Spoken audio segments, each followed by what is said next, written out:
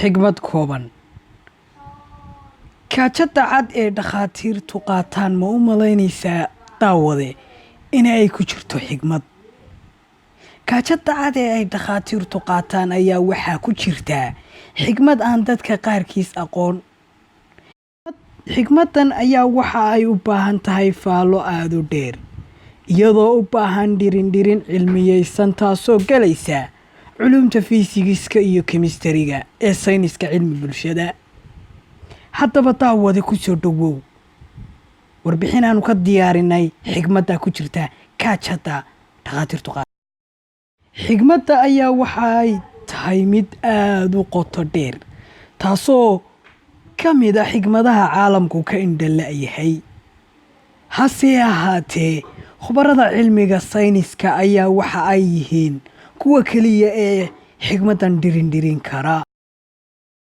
Kaajada ay dhakhaatiirtu qaataan ayaa waxa ay ka kooban tahay midab cad kaasoo la yiraahdo afka gaalaad best of reflection, micnaheeduna noqonayso caabiyaha ugu fiican, kaasoo iska caabiya radiationka iyo falaadhaha qoraxda,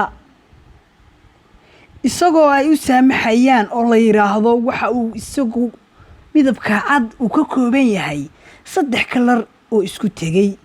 3dan kalar ayaa waxa ay kala yihiin midabka cas iyo midabka buluuga iyo midabka greenka. 3da midab oo aasaas u ah midabada caalamka ka jira ee tirada badan. maadaama ay dhakhaatiirtu inta badan ku dhex jiraan daawooyin kuwaasoo soo sii daynaya radiationkaas oo sababa skin cancer oo afka Soomaaliga lagu yiraahdo cudurka kansarka ee maqaarka.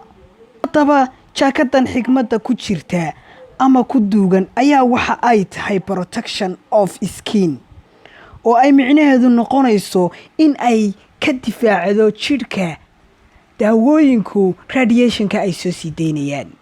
Haddaba dhagayste, ma kula tahay in jaakadaasi aanay dirays ahayn ee ay xigmadda u taagan tahay? Wassalaamu calaykum waraxmatullaahi wabarakaatuh.